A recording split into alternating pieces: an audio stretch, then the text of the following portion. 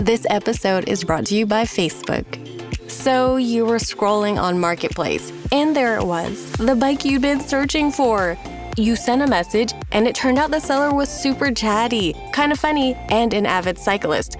The next thing you know, you're in a cycling crew. Well, a community cycling group. The thing about Facebook, you might find more than what you're looking for. From a browse to a bike ride, this summer find more on Facebook. Pros, find the right flooring for the job in Lowe's newly redesigned flooring showroom. Shop our expanded assortment of trusted brands and get up to 35% off style selections, Stainmaster, and Stainmaster Pet Protect Special Order Carpet. And while you're here, save $100 on the DeWalt 20-volt max 6-amp-hour 2-pack of batteries, now just $179. Get more of what you need faster and save more where it counts from the ground up. Our best lineup is here at Lowe's. Valid through 8/26 while supplies last. Selection varies by location. This episode is brought to you by State Farm. Listening to this podcast instead of doom scrolling? Smart move. Another smart move? Getting help from one of State Farm's 19,000 local agents when you choose to bundle home and auto. Bundling, just another way to save with the Personal Price Plan. Prices are based on rating plans that vary by state. Coverage options are selected by the customer. Availability, amount of discounts and savings, and eligibility vary by state. You've heard the term, always the bridesmaid, never the bride. Now take that saying, turn it up to 11 and manifest it into one character with all the calm and serenity of someone on the verge of a midlife crisis. Seems like the perfect film to watch while planning a wedding, right? Maybe not, but it is a good time to see if 27 Dresses is not that bad.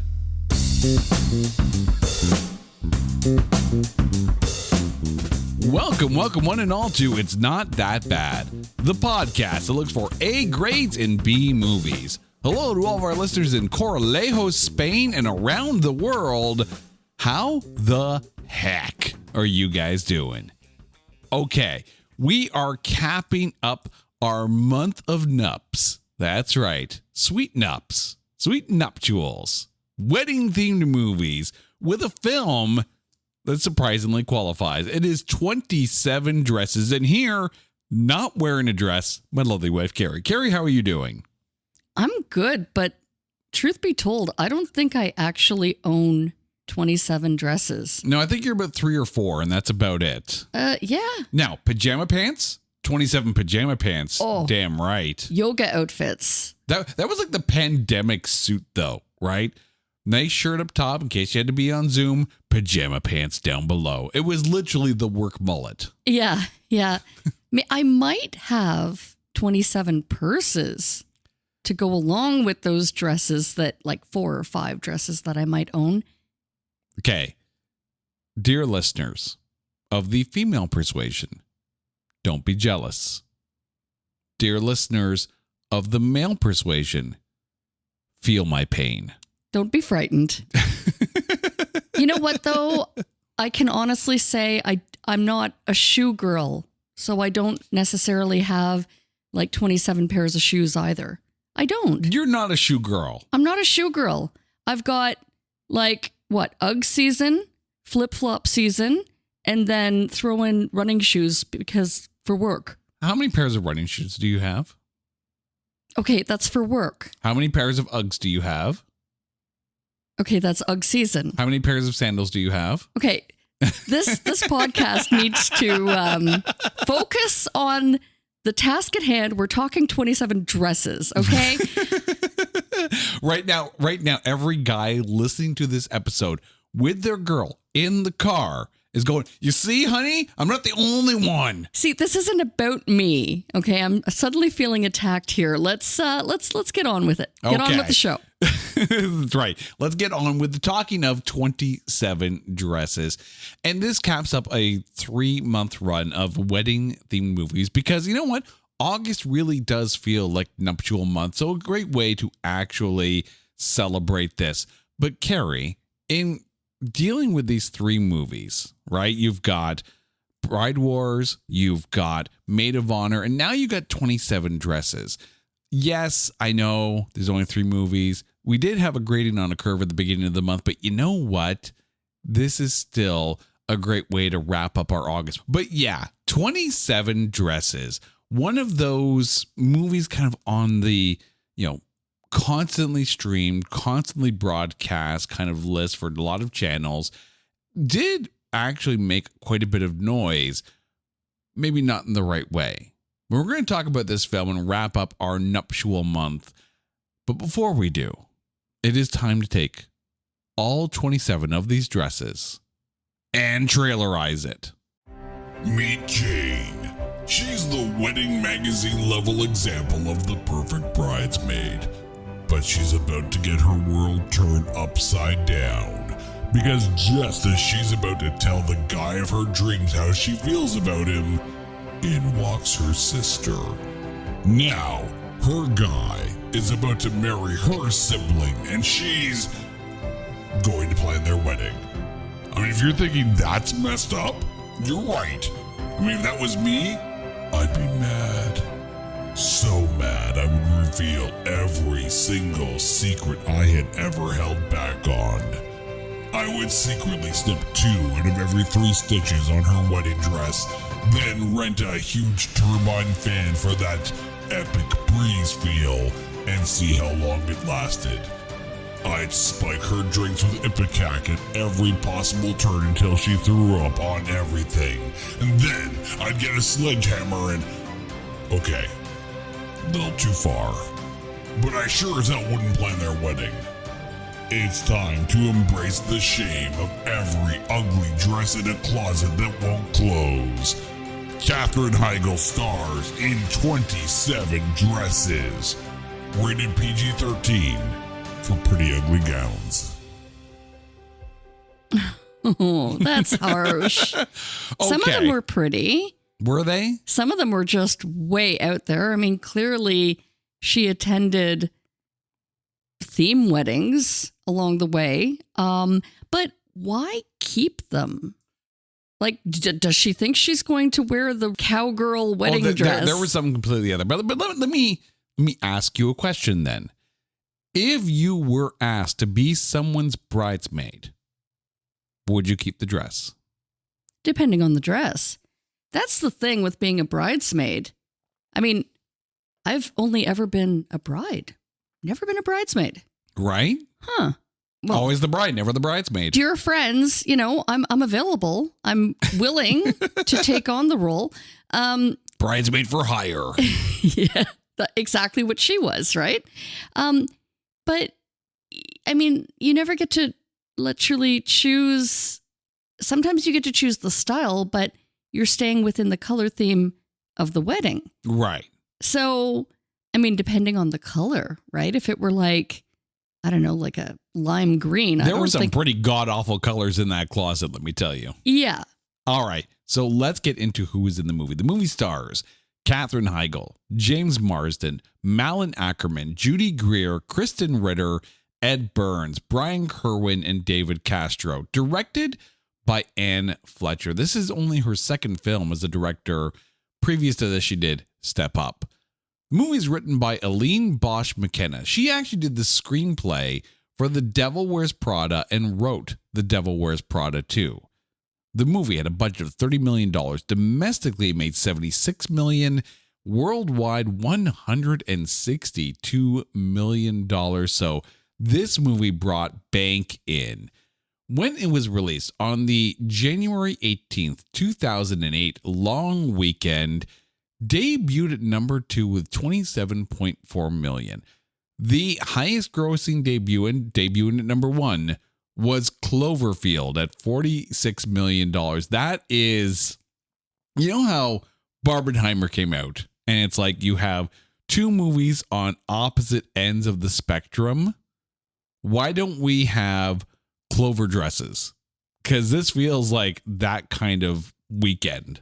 Oh my God. I can just see the marketing behind that. Literally a statue of a bride with her head torn off. That would be the poster at that point. Oh, that's terrible.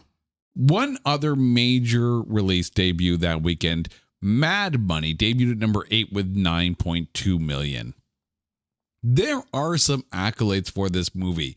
At the 2008 Artios Awards, it was nominated for Outstanding Achievement in Casting for a studio feature in comedy. At the 2009 People's Choice Awards, it won for favorite movie comedy.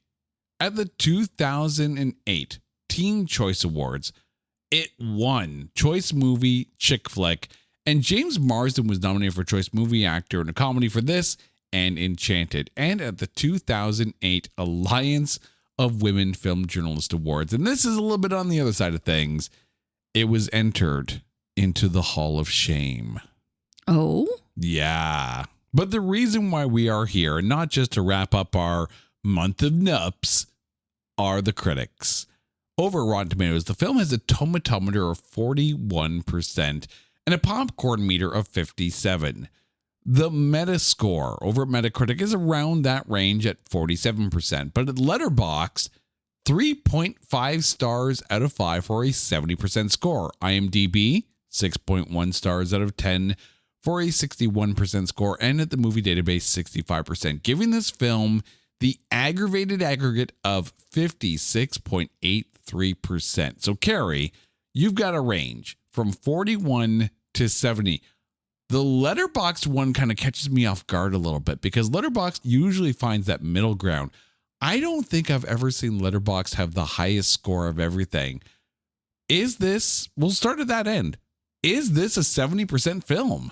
I wouldn't put it at a 70. I also wouldn't put it at a 40. It would be right down the middle, I would think. Maybe 50, 55. So the aggregate you feel is kind of right. Yeah.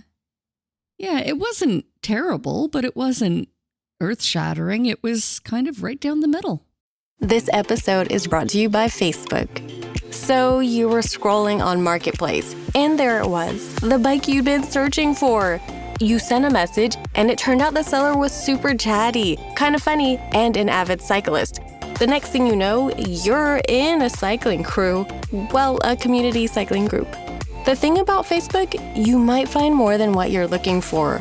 From a browse to a bike ride, this summer find more on Facebook. Pros, find the right flooring for the job in Lowe's newly redesigned flooring showroom.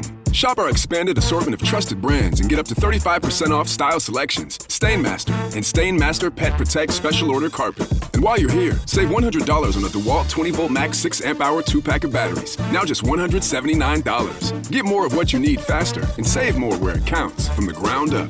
Our best lineup is here at Lowe's. Valid through 8/26 while supplies last. Selection varies by location.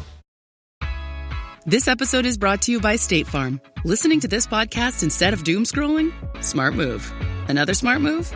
Getting help from one of State Farm's 19,000 local agents when you choose to bundle home and auto. Bundling, just another way to save with the Personal Price Plan. Prices are based on rating plans that vary by state. Coverage options are selected by the customer. Availability, amount of discounts and savings, and eligibility vary by state. Well, let's start our breakdown with Katherine Heigl. We've talked about her before, early on in this podcast when we did One for the Money, which was based on the Janet Evanovich books. Here she is as Jane, the main lead in this. Your thoughts on her? I liked her. I liked her so much. I think she was the perfect balance of just really sweet, people-pleasing, kind of perfect for this role, and funny to watch. Like seeing her as a bridesmaid, bouncing between two very different weddings, and how she just commanded the scene in both of them. Like she was absolutely the perfect choice. I couldn't picture this role going to any other actress. Maybe a Julia Roberts, maybe. And maybe I'm just associating like my best friend's wedding with... I kind of get that. Yeah. Yeah. But I mean, again, she was likable and equally neurotic. And then she had a mean streak. And I know that you mentioned a little bit about it. But yeah, I think she played it well. I really enjoyed watching her. Yeah. I mean, I do think that Katherine Heigl does have very good comedic timing. I think she has great facial expressions for that kind of stuff. I think she handles a comedy very well. And I think this was the perfect avenue for her. But is it weird where I kind of feel like, because for a good stretch of this film, she's walking around like she's in like absolute trauma shock. Like she's, and I'm not talking like from the actor, point of view. I'm talking about the character point of view. I'm talking about Jane, right? Where it's almost like she's almost falling into these typical bridesmaid kind of patterns in order to be able to go, because she knows how to be a bridesmaid. She's got a lot of practice being a bridesmaid. But I think it's one of those things where it's like, I almost wanted a bit more funny to happen. Yeah, the part that I found most frustrating about her character is that she seems to be a very in control of the situation type woman, right? Something needs to be done. It's the job of the bridesmaid, get it done.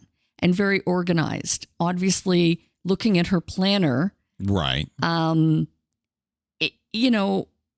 For somebody to be that in control of a situation who can't possibly take control of her own life and love and, have, I don't know, like spoken her mind or confessed her crush on. Now, I get that it's a bit awkward. It was her boss, right? Like that angle was kind of weird. I mean, what kind of company really is he running? Like a professional bridesmaids are us? Like, honestly, I get if she's a wedding planner, that would make sense. But how she lands as a bridesmaid at all of these weddings, I didn't quite follow.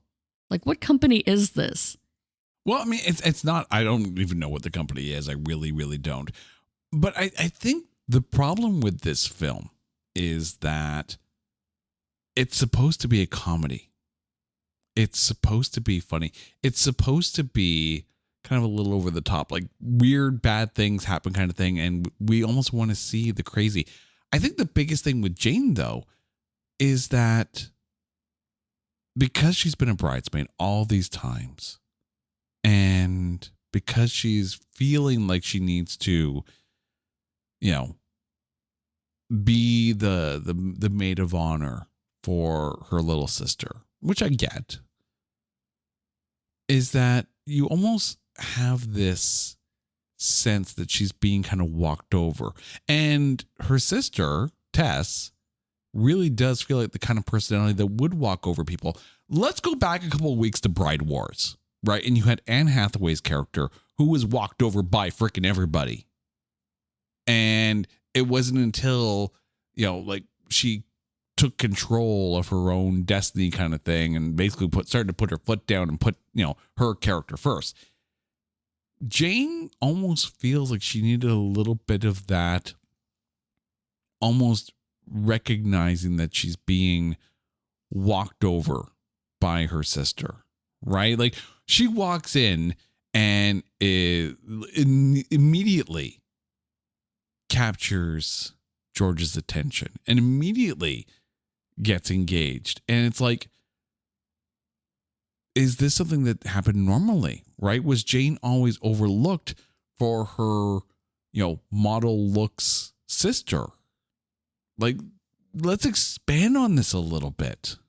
Okay, but I don't think it's a question of being walked over. I just think she wasn't assertive enough to state her feelings and then, like, what? She's just going to be okay with this wedding and then have a crush on her future brother-in-law? Like, that's just weird family dynamic right there.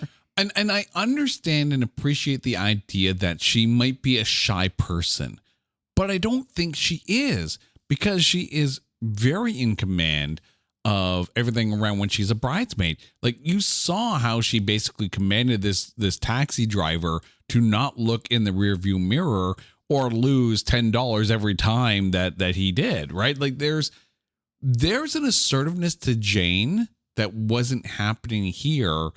And yet the overall feel of Jane is that when it comes to George and when it comes to Tess, she does feel very shy and timid and meek, if you will. I think with that said, it was even more unsettling when she did turn on her sister. And when she... Yeah, that was a weird moment. When she put together that slideshow, that was completely out of character. Also, spoilers like a mofo, dear listeners. Like, that was just malice. It felt out of character. Yeah. And I appreciate the fact that it's supposed to not go over funny, that moment, because then you had Casey, who was Jane's best friend, say, I get it, but you know, the thing about revenge, you're supposed to feel better. And how do you feel? Yeah. But, like it didn't come across probably how it probably felt on paper. You know, it reminded me very much like the scene in Bride Wars where Kate Hudson's character played the slideshow, the DVD, of Anne Hathaway. You know, but that one seemed more in character than this. Yeah, like, because this that was two turn. brides going head to head. This felt like an ambush. It was. And the thing is, it was a little too late, you know?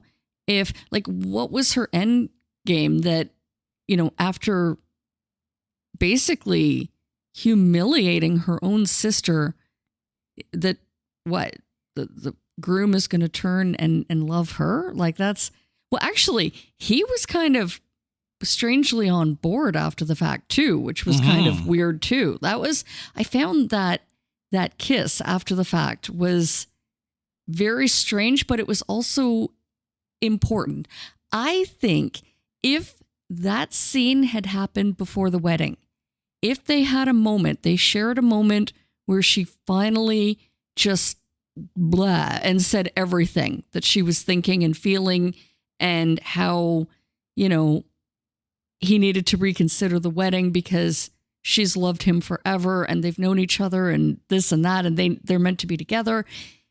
If that had happened before the wedding and not publicly humiliating her own sister, then okay. But then you have that weird dynamic of, are you really going to let her kiss her sister's fiance, you know, before the wedding? That's harsh too. I appreciate the idea of a shy girl not basically telling the love of her life in her own mind that how she feels, right? And I get that. And I'm on board with the idea of him being enamored with her sister, right? I get all that. But that just, it wasn't in Jane's character to do that, I find. No, but it also saved him because clearly the sister was very shallow. And saved him or saved her? Because when they finally met up again, and again, spoilers like a mofo, when they finally met up again at the end, she realized that truth is the way to go. I think it was more for, it benefited Tess more than it did George. Yeah, I can see that. But since we're talking about George, let's talk about Ed Burns as the object of Jane's affection. Your thoughts on him?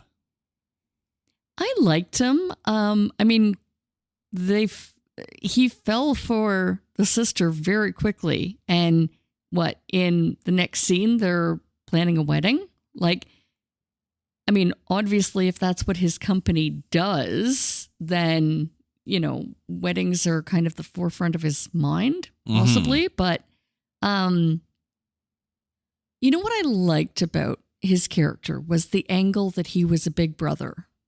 Yes. Or had a big brother, and the brother was little, younger. But, you know, that showed that he was a genuinely nice, caring, supportive individual. Yeah.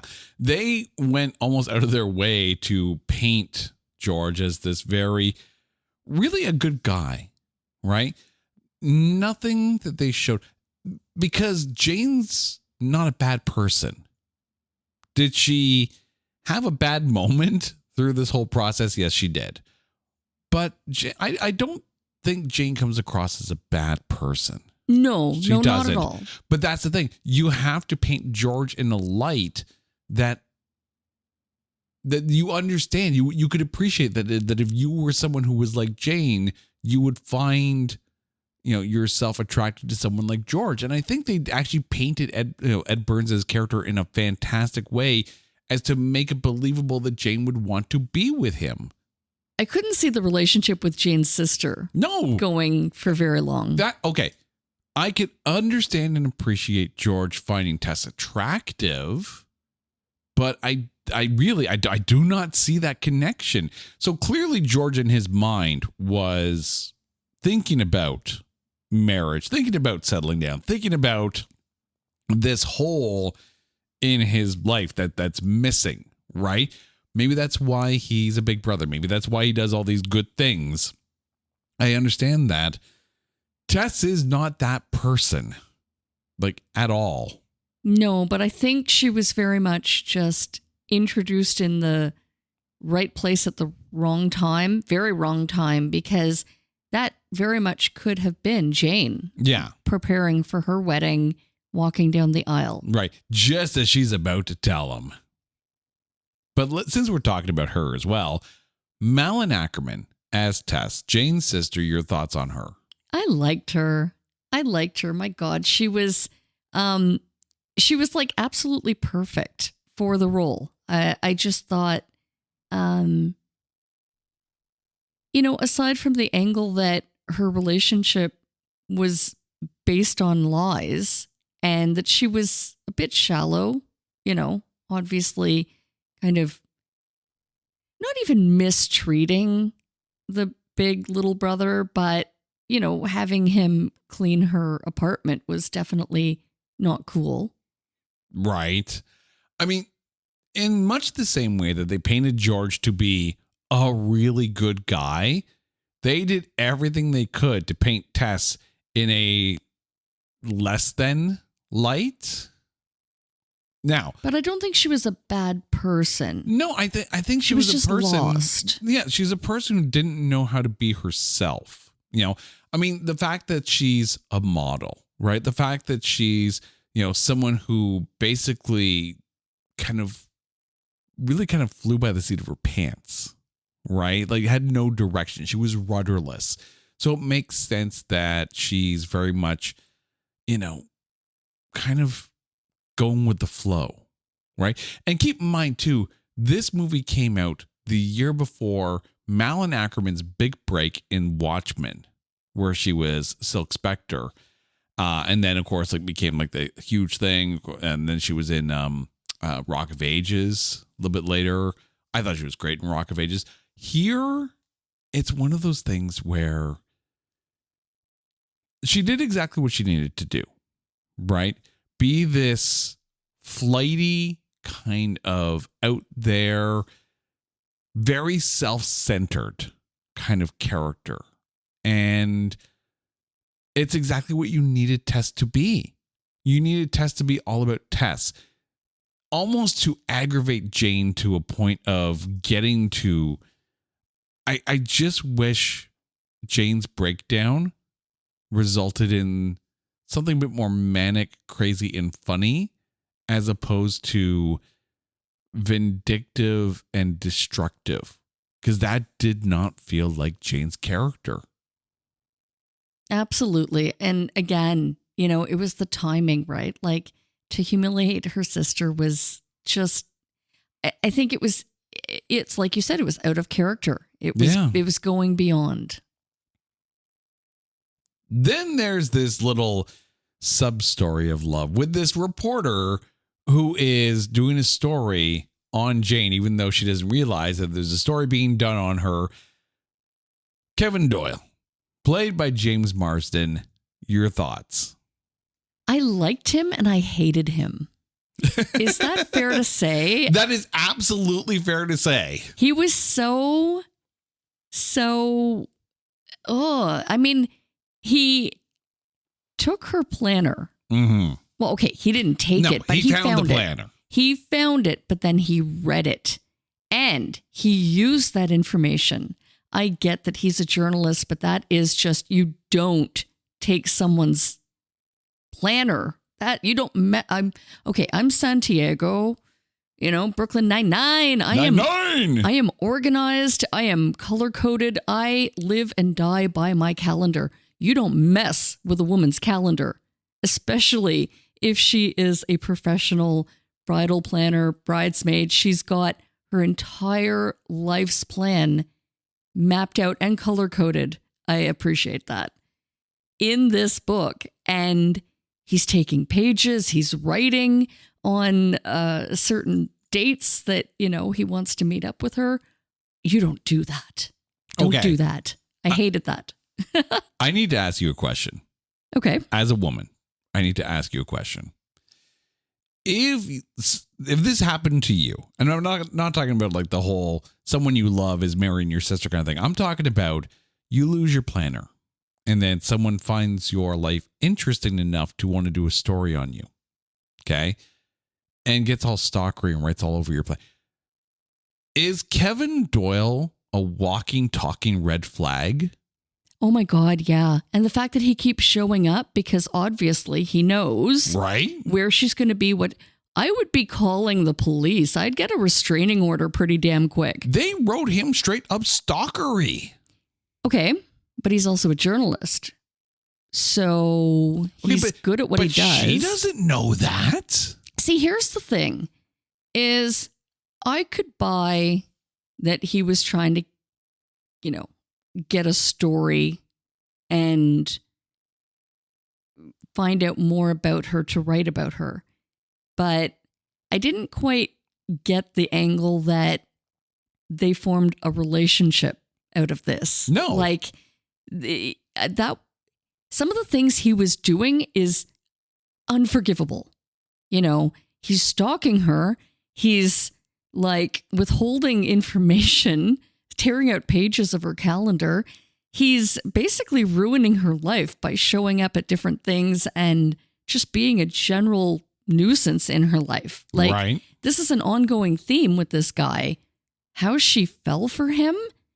I don't know. I mean, I get the fact that even that scene where she confronted and told her boss her feelings that she was harboring, right?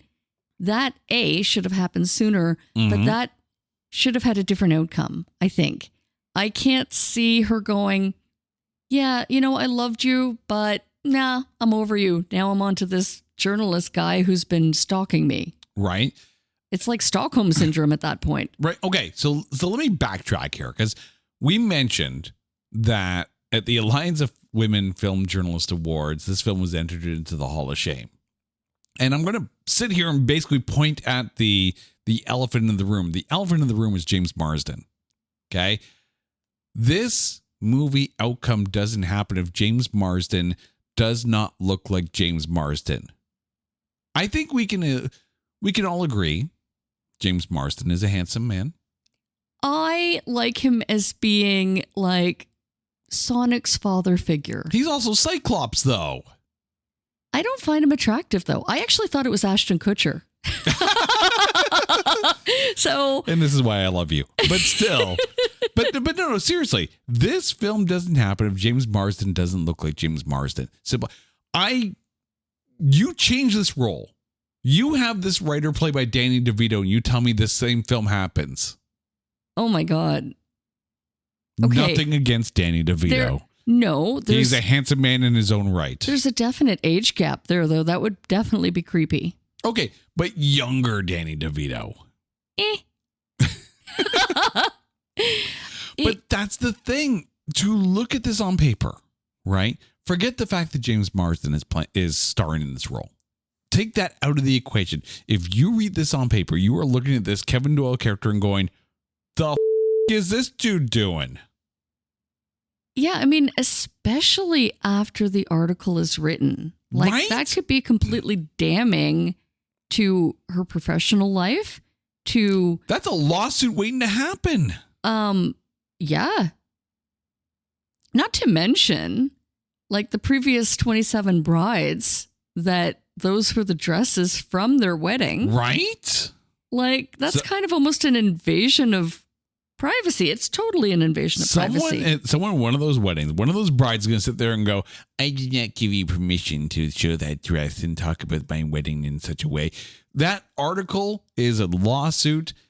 Kevin Doyle is a walking, talking, albeit handsome, red flag. Couple more characters to talk about here. We're going to start with Judy Greer, who played Casey. This is Jane's best friend. I freaking love Judy Greer. I like her so much. Like, she is so kind and the perfect BFF. Like, she's got, she's so knowing of how Judy's feeling, right? Her, I don't know, her romantic notion towards her boss. And she's like, just tell him, like, do it already, Right. It's got to be very frustrating to kind of see her kind of smitten for her boss and not actually acting on it. Yeah. I mean, Judy Greer is such a fantastic comedic actor. Admittedly, I do appreciate her voice work in Archer, but I mean, she's been in other movies too, right? Like What Women Want, 13 Going on 30, The Wedding Planner, since we're, talking about nuptials month kind of thing. Like, there's so many good films in this. Of course, she's Maggie Lang in Ant-Man. Like, there's so many other films that she's been in, but anytime she's on the screen, I appreciate Judy Greer. But I'm going to ask you, though, because this kind of threw me off a little bit. Okay. Jane is very set in her ways. She's the hopeless romantic. She loves love. I think that's a fair statement to say about Jane. Jane loves love. Do Jane and Casey make sense as a friendship? Because Casey's very sarcastic and kind of sounding half drunk through the film. I think so. I think they balance each other out. Why not? Everybody needs like the kind of quippy, sarcastic friend, because they'll be the one to call you on your bullshit, especially if you get, carried away with love and romance. It kind of brings you back to reality. Okay, let me put it this way, because this thought permeated in my head throughout this film. And admittedly, this is because of the benefit of hindsight. Okay. In a much smaller role in this film is Kristen Ritter. Yes. She played Gina the Goth. Okay. Now remember, this film came out, and I hate to put this into Matthew. This film came out in like 2008. Right. So we're like not that far away from Breaking Bad. We're a few years away from Don't Trust the Beat in Apartment 23. We're like 7 or 8 years away from Jessica Jones, right? So this is before Kristen Ritter is Kristen Ritter. Did you, as I did, almost want Judy Greer and Kristen Ritter to swap roles?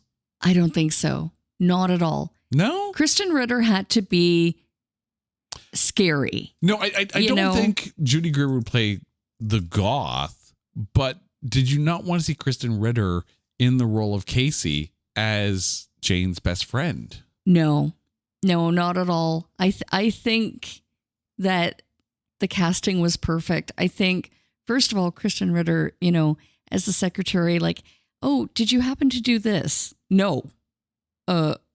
Okay, well, I'll do it then. Thanks. Okay, admittedly, she's the perfect in that role. I so appreciate Kristen Ritter, though. I don't think she would have played the professional number 2 to the bridesmaid very well. Like, I can't see. See, but I look at Kristen Ritter from Vamps, right? Where she was basically, that kind of role for Alicia Silverstone's character. Yeah, I mean, don't get me wrong. I think she's great. I absolutely adore her, but I just don't think she would have been the same level of sarcastic funny. I think she would have been a little bit more edgy. And, maybe, Jane would have been a little bit more afraid to confide in her. Okay, but if Kristen Ritter's in that role, and just follow my thought process on this, does it not make sense that maybe a little bit of Casey would have rubbed off on Jane, so that whole scene where she sabotages the wedding kind of makes a little bit more sense? No, I don't think so. I think it was absolutely perfect having the other character, because her line where she's like, so, how are you feeling now? You're supposed to feel better. Did that work out for you? Like, Yeah, right. It was the perfect level of like a best friend, like a sister, like a confidant, basically calling her out on her bullshit and going, yeah, that was not cool. And it was supposed to make you feel better. And did it? Did it really? Like, did you have to do that? Like, it was perfect. Brian Kerwin, who played Hal Nichols, this is the father of Tess and Jane. Your thoughts on him? I liked him. It made a lot of sense where you see that, the sister is daddy's girl. And it almost kind of made Jane kind of like the third wheel in any given situation. I think the biggest thing about Brian Kerwin as Hal Nichols is that you can easily draw a straight line from Hal to Jane in personality, right? Mainly because I think Jane is the one that stayed home. Jane is the one that's a bit more of the caretaker of the daughters. In Tess's personality, though, it almost makes you wonder what the mother was like. Because Tess is so different from Jane from a personality standpoint. Yeah, I can see that. And obviously the mom was very much loved, right? The dress was, I think, a beautiful angle that it was. And a great tipping point, too, for Jane. Yeah, it was offered to Tess. And not only did Tess get to wear mom's dress, but she also had it altered a little bit to suit her personality. A little bit? It was a little bit. There was very, very little. There was a little left. There was, yeah. All right, one last person to talk about. David Castro as Pedro. So this is the little brother of George. I liked him. Oh, he was funny, where he was like starting his cleaning business, and he's like, if you're interested, you can, give me your number and I'll be taking clients. Absolutely adorable. All right. So let me boil this down here, because anytime we're talking about a movie here, we're talking about it because the critics think it was bad. So Carrie, I'm going to ask you, right? We don't need to put a number on this, right? We don't need to quantify this film. Do you think this movie is a bad movie? I don't think it's bad. I didn't hate watch it, but I can't see myself watching it again, if that answers the question.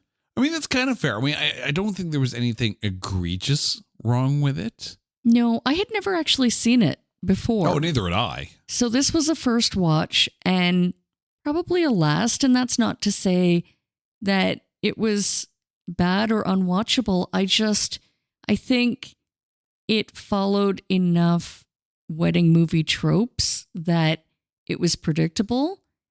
It was, actually, when I look at the past wedding month, the movies that we watched seem to, I can draw similarities between. Oh, very much like from Jane to Anne Hathaway's character in Bride Wars. There is literally a direct line. Exactly. And one thing that I noticed is that the cracks started to show before even the wedding, where she completely snapped on her sister about being the bitch that ruined her mother's dress. Mm-hmm. So their relationship and, Jane's role as kind of the big sister, the caretaker of her little sister Tess was starting to show. Mm. All right. Well, let's get down to brass tacks here. Who is your MVP of 27 Dresses? I'm going to go with Katherine Heigl. I think that she played the character well. She had the strength of character with a complete turn. And even though it could have played out differently, I think obviously it's how it was written, and it was performed beautifully, angrily. She played it well. Yeah, I don't understand the hate for this film. Is it anything special? No. I don't think it's in the 40s. I definitely don't think it's in the 40s. This is probably, I think the aggregate's right, but 55 to 60%. And when you're right, you're right. This film doesn't do as well as it does if Katherine Heigl isn't as charming as she is and funny as she is as well. Like, she carries the movie. She makes you feel for Jane, even though I don't understand and necessarily agree with the turn of character for her.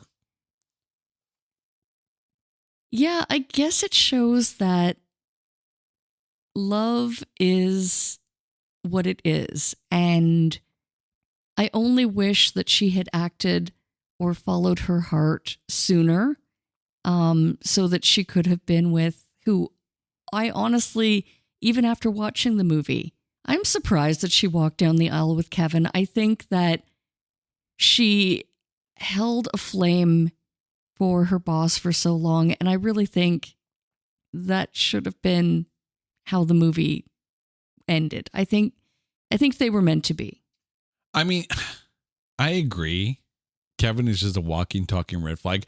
I do want to give a small little shout out in my MVPs to Elton John, the writer of Benny and the Jets, because that song is always, that's a classic song. And that was a great moment in this movie. Oh my God, wasn't that fun? Right? That was a fun scene. Like, if you go back to my best friend's wedding, this is that I say a little prayer for you moment, right? Where it's a fun moment in the movie, and a wedding movie like this needs those fun moments. So hat tip to Benny and the Jets.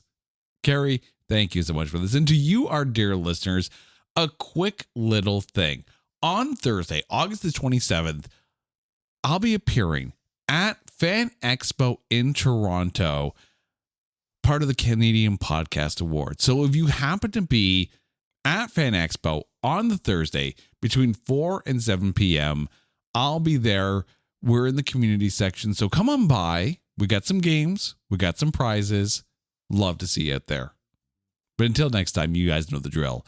If there's a movie out there that you think is unfairly maligned, or there is no way in a closet that can't close that we can find anything good to say about it, hit us up on social media at Not That Badcast. Go to our website at notthatbadcast.com. And while you're there, make sure you check out all of our music-based shows. There Can Only Be One, Spin, Shuffle, Skip, and the new one, the Under 5 Top 5. Until that time, she's Carrie, I'm Jay. You guys are awesome. This is It's Not That Bad, a proud member of the Pantheon Podcast Network. Take care.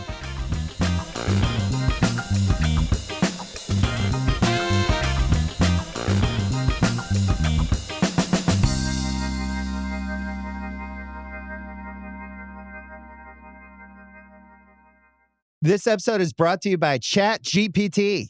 Hey, it's Bill Simmons from the Bill Simmons Podcast. Have you guys heard about ChatGPT work? It's the new way to use ChatGPT for bigger multi-step projects. And when you need more than just answers, give ChatGPT work access to your apps and files, and it can create real work documents like spreadsheets, slides, and structured reports. Get started at chatgpt.com by selecting work mode, available on Plus and Pro plans.